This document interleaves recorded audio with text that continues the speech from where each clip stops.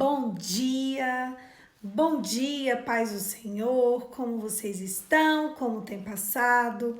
Hoje é o dia que o Senhor fez, vamos nos alegrar nele. E hoje é o quê? Sextou. Mais uma semana que estamos aqui, mais uma semana que estamos aqui para a glória de Deus. Eu estou muito feliz de estar aqui com vocês. Vamos lá, vamos começar? Hoje é dia de Efésios, capítulo 2. A nova vida em Cristo. Vocês estavam mortos em suas transgressões e pecados, nos quais acostumavam viver quando seguiam a presente ordem deste mundo, e o príncipe do poder do ar, o espírito que agora está atuando nos que vivem na desobediência. Anteriormente, a nós também vivíamos entre eles, satisfazendo as vontades da nossa carne, segundo os seus desejos e pensamentos. Como os outros, éramos naturais, merecedores da ira. Todavia, Deus que é rico em misericórdia, pelo grande amor que nos amou, deu-se a vida com Cristo quando ainda estávamos mortos em transgressões. Pela graça vocês são salvos. Deus nos ressuscitou com Cristo, com efeito, e com ele nos fez assentar nas regiões celestiais em Cristo Jesus, para mostrar que nas eras que hão de vir, a incomparável riqueza da sua graça, demonstrada a sua bondade para conosco em Cristo. Pois vocês são salvos pela graça, por meio da fé. Isso já não vem de vocês, mas é dom de Deus. Não por obras, mas para que ninguém se glorie, porque somos a criação de Deus realizada em Cristo Jesus para fazermos boas obras, as quais Deus preparou antes de nós praticarmos. A nova humanidade em Cristo. Portanto, lembre-se de que anteriormente vocês eram gentios por nascimento, chamado incircuncisão pelos que chamam circuncisão, feita no corpo, nas mãos humanas, e de quem naquela época vocês estavam sem Cristo, separados da comunidade de Israel, sendo estrangeiros e quando as alianças da promessa, sem esperança e sem Deus no mundo. Mas agora, em Cristo Jesus, vocês que antes estavam longe e que se aproximaram mediante o sangue de Cristo, pois é ele que é nossa paz, o qual de ambos fez um e destruiu a barreira e o muro da inimizade, anulando em corpo a lei do mandamento expressa as ordenanças. O objetivo dele era criar em si mesmo dos dois um novo homem, fazendo a paz e reconciliar com Deus os dois no corpo por meio da cruz, pelo qual ela destruiu a inimizade e veio e anunciou a paz em vocês que estavam longe dele, tanto como nós, como em vocês o acesso do Pai por meio do Espírito. Portanto, vocês já não são estrangeiros nem forasteiros, mas concidadãos dos santos, membros da família de Deus, edificados sobre o fundamento dos apóstolos e dos profetas, tendo Jesus Cristo como pedra angular, no qual todo o edifício é ajustado, cresce para tornar-se um santuário santo do Senhor. Nele vocês também estão sendo edificados, juntos com que se tornaram morada de Deus, por seu Espírito Santo. Eu digo a vocês com muita propriedade: quem está em Cristo tem uma nova identidade. Ontem eu fiz uma pergunta no Instagram. E aquela enquete que eu fiz era a preparação para o que a gente ia conversar no dia de hoje. Eu fiz a seguinte pergunta: você sabe qual o valor do batismo? A maioria das pessoas escreveram que sim. Algumas pessoas, poucas, falaram que não. E uma única pessoa, me respondeu a seguinte, me deu a seguinte resposta. E eu achei interessante que pelo menos uma foi sincera. E foi só uma, porque geralmente é muita, né? Ela me respondeu assim: eu acho que não estou preparada. Dali eu coloquei o livro de Atos, capítulo 8, em que Filipe ia pela estrada e tinha um eunuco lendo o livro de Isaías. O eunuco, ele começa a ler o livro de Isaías e Filipe percebe. No que Filipe percebe, ele começa a explicar o que veio ali, né, o que estava escrito no livro de Isaías tinha acabado de se cumprir. O eunuco, então, ele é convencido e ele fala, a única frase que ele fala, ora, o que me falta, né? Por que eu não posso batizar? Naquele segundo, ele já estava vendo as escrituras. Filipe conta tudo o que aconteceu, a vinda de Cristo, a morte de Cristo, como ele morreu pelos nossos pecados, como ele ressuscitou. Quando aquele eunuco percebe que tudo o que ele estava querendo, tudo o que ele estava estudando, tudo o que ele estava projetando realmente já tinha acontecido, ele falou, uai, Filipe, então eu posso me batizar. Eu posso crer, eu vou crer no meu coração e eu quero me batizar nas águas. E aí Filipe fala assim, nada te impede. Ele olha, ali tem um pocinho de água, uma pocinha de água, vambora? E ele fala, vambora. E ali aquele eunuco é batizado. E aquela pessoa, quando ela falou para mim, eu não estou preparada, eu fiquei muito apreensiva. Porque quando uma pessoa diz que ela não está preparada para se batizar, é a mesma coisa que ela me diz. Eu não estou preparada para viver em Cristo. Eu não estou preparada para ser do reino de Deus. Eu não estou preparada para entender quem é Jesus. Claro que a salvação para alguns vão vir sem o batismo. Aquele ladrão na cruz mesmo, ele não foi batizado. E a palavra deixa claro que ele foi salvo.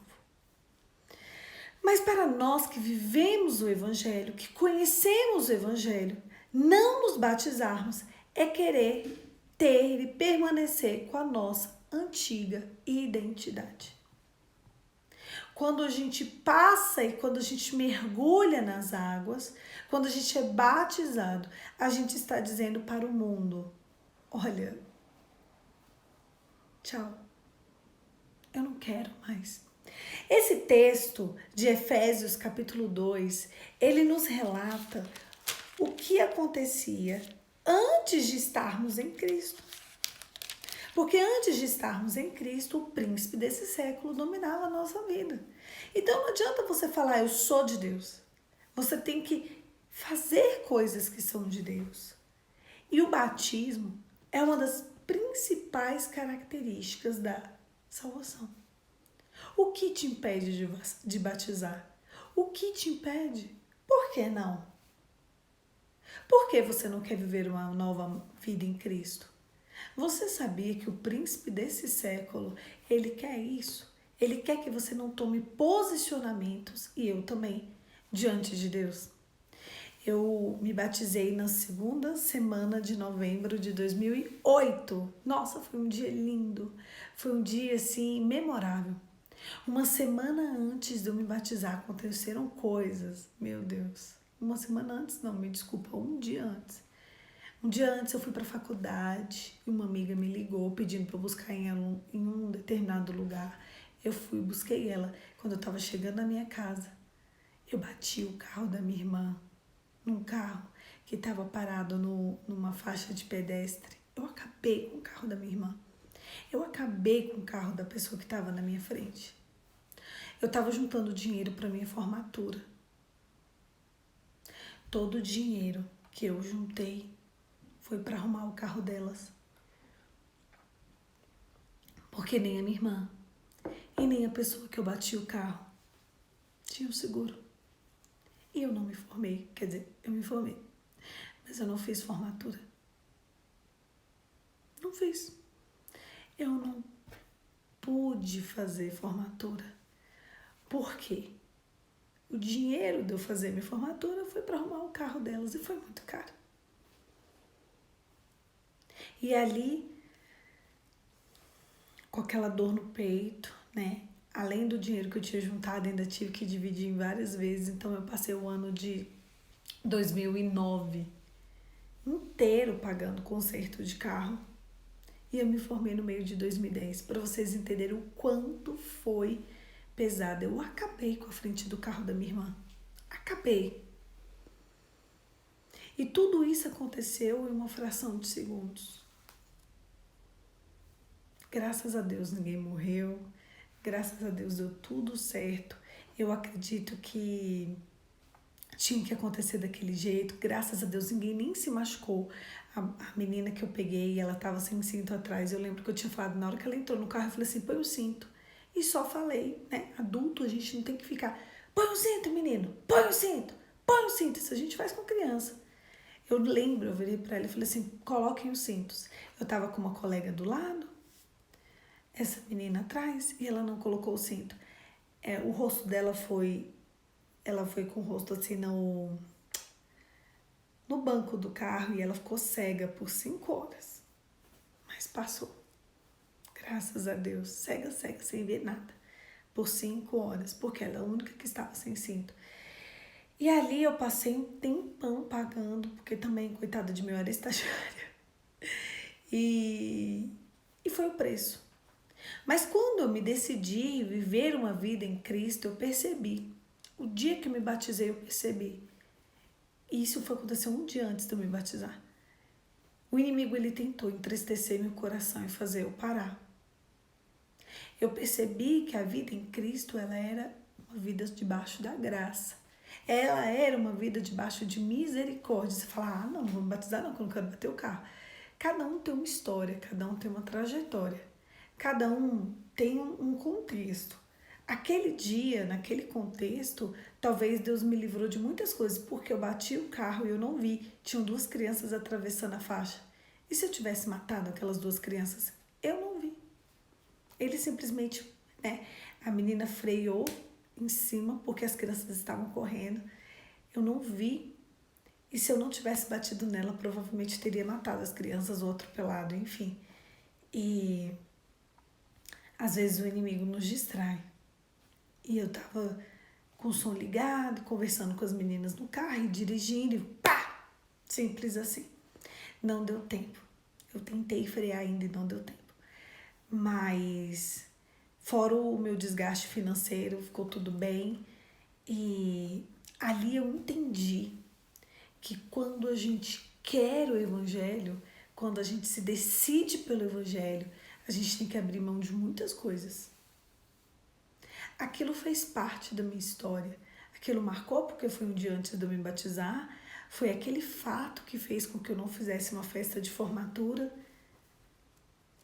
Enfim, não foi só coisas ruins, porque provavelmente eu teria atropelado 2 crianças. Então foi um livramento. Porque aqui no livro de Efésios diz o seguinte, que quando nós estávamos debaixo das concupiscências da nossa carne, em que a nossa lei era a nossa vontade, o príncipe desse século nos dominava. E a partir de agora que nós temos uma nova identidade em Cristo, quem comanda a nossa vida é o príncipe da paz. E aqui nesse mundo a gente vai ter aflição. Mas a gente pode ficar tranquilo, porque o Deus que a gente serve venceu o mundo. E se aquele foi o dia que o inimigo da minha alma projetou para eu ter um acidente muito mais grave? Foi simples. Foi bem custoso financeiramente, mas foi simples. Eu consegui pagar. Fui juntando, fui trabalhando, fui pagando aos poucos. E aquilo ali custou um sonho, que foi a minha formatura. Mas passou. E o importante é que todo mundo ficou bem. O que aconteceria, não sei. Mas eu sei que quando o Senhor entrou na minha história, eu sei que quando Jesus Cristo chegou na minha vida e eu me decidi por Ele, eu preciso confiar, ainda que eu não entenda. Existe uma música do Thales Roberto chamada Mesmo Sem Entender. E a nossa vida, a vida do cristão precisa ser assim. Mesmo sem entender, eu confio em Ti. Mesmo sem entender, eu sei que é o melhor para mim. Mesmo sem entender. Porque quando nós estamos em Cristo, a gente não tem que entender muita coisa. A gente tem que confiar. Você sabe o que mais desagrada o coração de Deus em relação a Israel? É que apesar deles serem um povo escolhido, eles são pessoas extremamente desobedientes.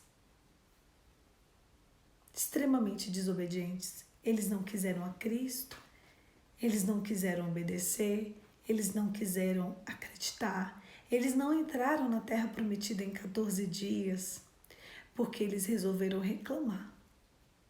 E a palavra é clara quanto a isso.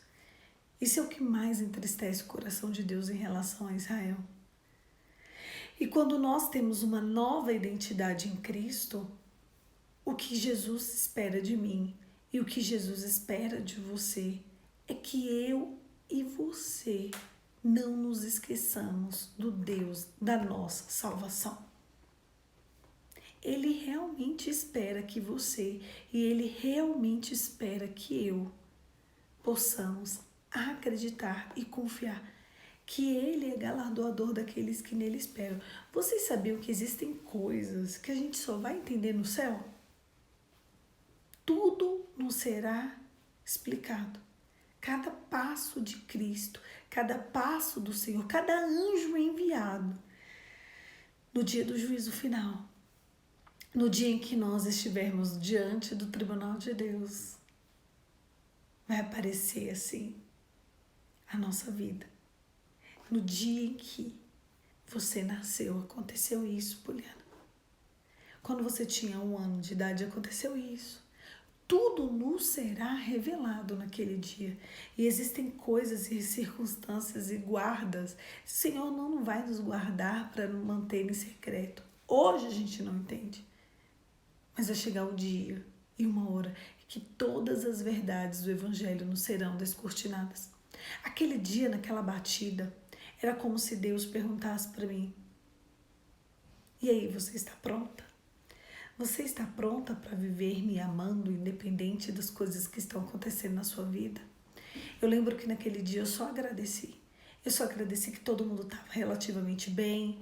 Eu só agradeci que eu não atropelei aquelas crianças que estavam correndo. As crianças correndo, a pessoa da frente freou de uma vez e eu freiei em cima dela.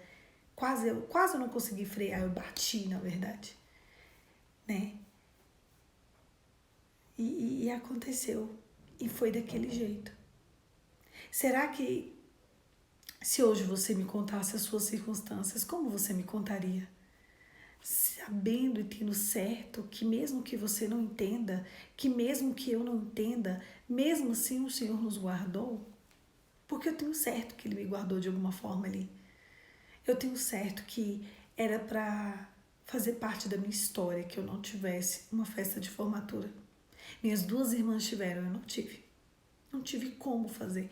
E exatamente quando eu me formei, aí você fala, Poliana, e seus pais não te ajudaram, não? Eles conseguiram ajudar minhas irmãs. Mas exatamente na época que eu me formei, nem o meu pai e nem a minha mãe conseguiram me ajudar. Esse é outro ponto. E aí? Eu acho que eu sou a filha preterida porque as minhas irmãs tiveram uma festa luxuosérrima de formatura e eu não. Não. Porque quando nós sabemos quem é Cristo, porque quando nós sabemos quem é Jesus em nossa identidade, a gente percebe que as coisas desse mundo são individuais para cada um. As minhas irmãs, deu certo deles darem parte do dinheiro e elas juntarem parte. Elas conseguiram contribuir com parte. No meu caso, eu lembro que meu pai ainda me ajudou a pagar parte do conserto. Eu lembro que minha mãe ainda me ajudou a pagar parte do conserto dos carros. Então, assim, o dinheiro que eles tinham também foi investido. Era como se a gente tivesse comprado um novo carro. De tão caro que foi. Quando eu digo eu acabei com a frente do carro da minha irmã, é porque eu acabei mesmo. Ela entrou toda. E mesmo assim, meu tio, muito bonzinho, meu Deus do céu, ele é um anjo na minha vida. Ele conseguiu restaurar o carro da minha irmã, né, com os amigos mecânicos dele. Ele conseguiu restaurar o carro da pessoa que eu bati. E mesmo assim, a gente foi investindo 1 ano praticamente pagando isso. E ali, eu tinha que fazer o quê? Achar que sou injustiçada?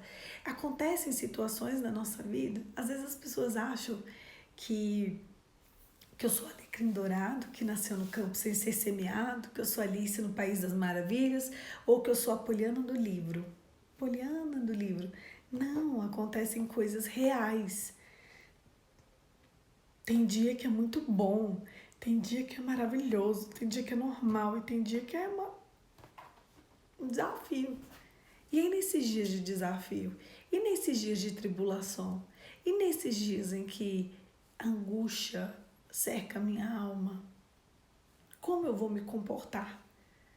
Que nós que somos de Cristo, o inimigo da nossa alma vai fazer de tudo que ele pode para aniquilar a nossa fé. Então hoje fica um alerta.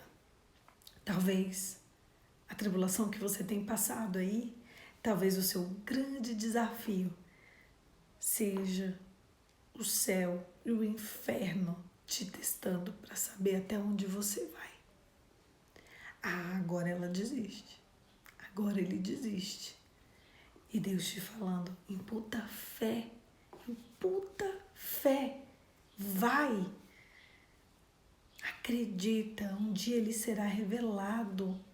Tudo que eu tenho te guardado, tudo que eu tenho te zelado, tudo que eu tenho estado com você, todos esses dias, todos esses tempos, existem desafios e tribulações que você passa por ser minha, por ser meu, mas lhe será dada uma coroa, e nessa coroa terão pedras preciosas, e você vai herdar comigo, né, com Cristo, céu, porque você foi até o fim. Onde você está desistindo e você tem que ir até o fim? Às vezes a gente desiste de tantas coisas que não tem que desistir. Às vezes a gente faz tantas coisas que não tem que fazer. E a única coisa que Deus espera de você, e a única coisa que Deus espera de mim, é um coração adorador. Os dias bons, eles existem para o gozo, para você aproveitar. Os dias maravilhosos é para você se regozijar, para você se constranger. E os dias da tribulação, os dias maus, os dias de iniquidade, você sabe para que eles existem? Eles existem para testar a minha e a sua fé. Quando Deus resolve te dar um presente, colocar diante da sua coroa, né, uma pedrinha, Ele vai te entregar de presente uma tribulação. Quando tiver acontecendo alguma coisa muito desafiadora na sua vida, você já pode ter a certeza. Uau, Deus está aqui. Ele é galardoador daqueles que nele esperam. E eu tenho certeza que o Senhor está me dando de presente com esse grande desafio uma pedrinha na minha coroa. Ele está me reposicionando no reino. Sabe, Deus reposiciona as pessoas. Judas era para ter ido para o céu. Ele não quis. Talvez eu e você já éramos condenados, mas a gente quer. Eu quero estar diante de Deus. Você quer estar diante de Deus. E porque nós queremos estar diante de Deus, é que Cristo vem e nos alcança com grande graça e misericórdia. A palavra aqui é clara. O Senhor nos alcança com graça e com misericórdia. Não se esqueça, as tribulações elas acontecem na nossa vida para que o Senhor se manifeste com graça e misericórdia. Feche os seus olhos, vamos orar, Pai.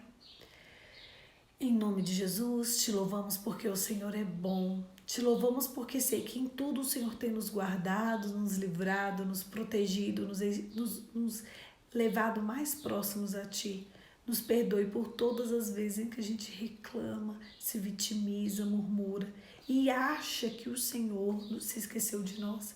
E na verdade tudo que o Senhor faz é para que a gente seja livrado, guardado e protegido. Em nome de Jesus. Amém.